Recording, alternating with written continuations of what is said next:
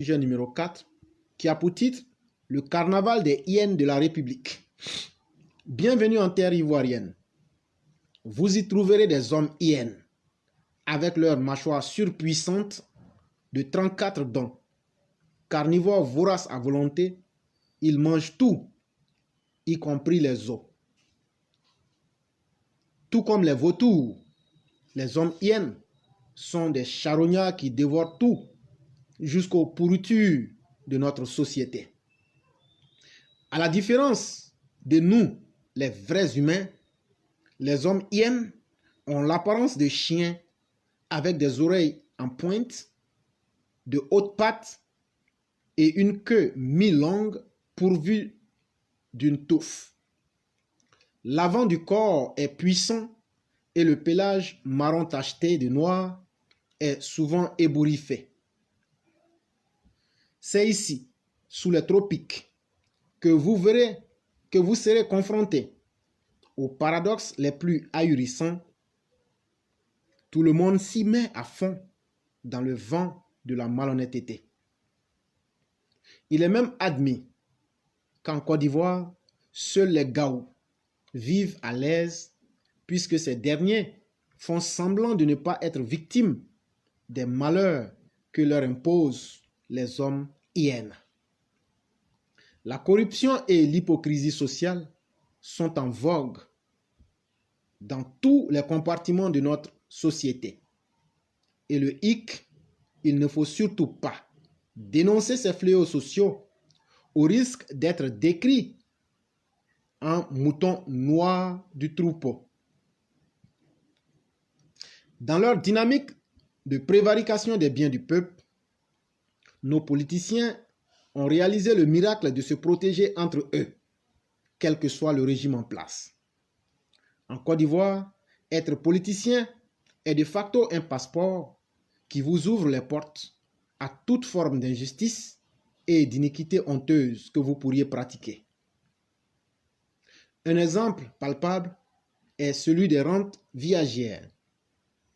Quant à nous, les ménages minables, nous avons fini par accepter les maux de notre temps et de notre société comme si c'était une fatalité. En Côte d'Ivoire, on explique en détail comment violer une femme sur la NCI. On encourage la prostitution.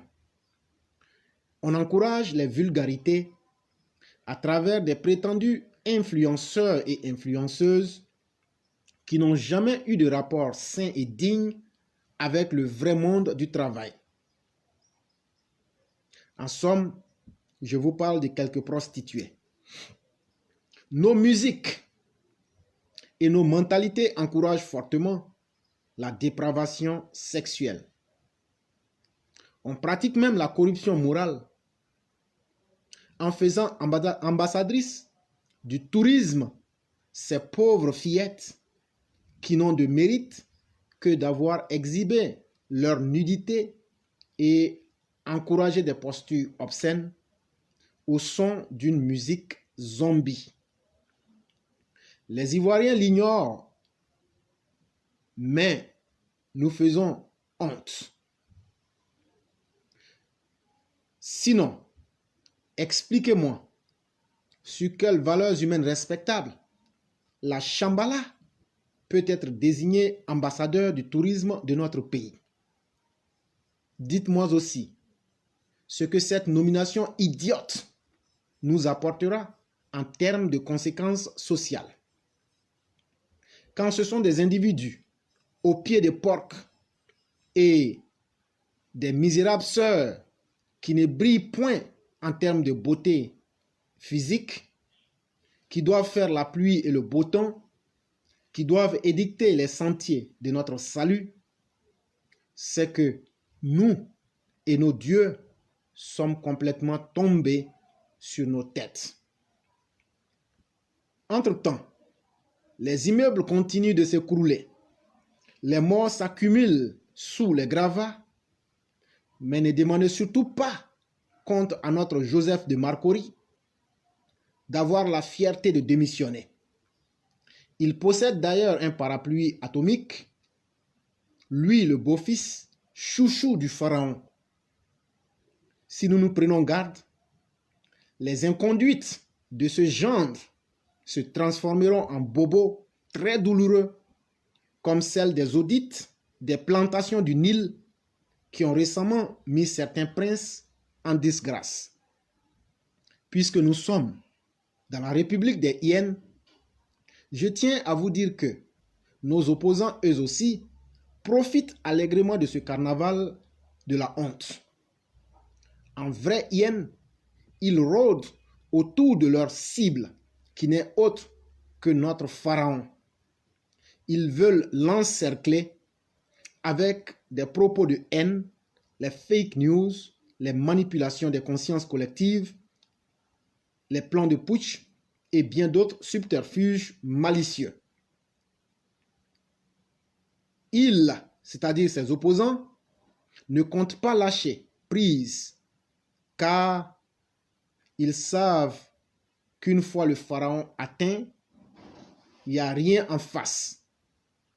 Les tigres en papier, actuellement autour du pharaon, sont activement dans le double jeu depuis trop longtemps.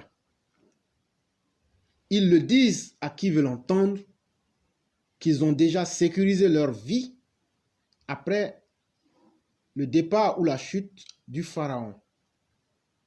En vérité, il ne fait pas bon vivre pour un lion dans la République des hyènes. Même sur les réseaux sociaux, la police religieuse ou Gestapo fera tout pour démontrer qu'avec eux, un lion n'est rien d'autre qu'un agneau herbivore.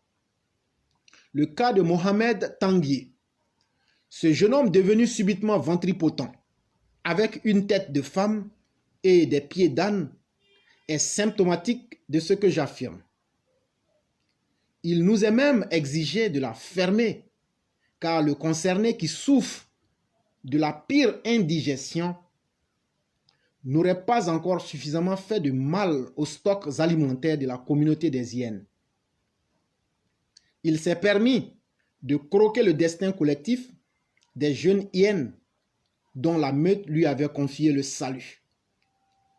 Méfiez-vous des hommes hyènes, car ils sont très malicieux et extrêmement résilients, avec de grosses dents qui ont une capacité de pression de 2 voire 3 tonnes au centimètre carré. Malgré le fléau qui nous cerne, demeurons des lions qui imposeront le respect.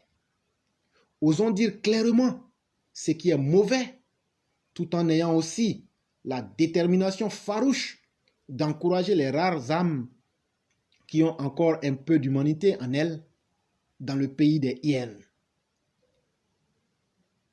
Sur une si méchante terre, mieux vaut apprendre à devenir le mouton conducteur du troupeau qui alerte les autres que de demeurer cette éternelle victime perdue au sein du troupeau. Source Éclaireur Pro Vérité.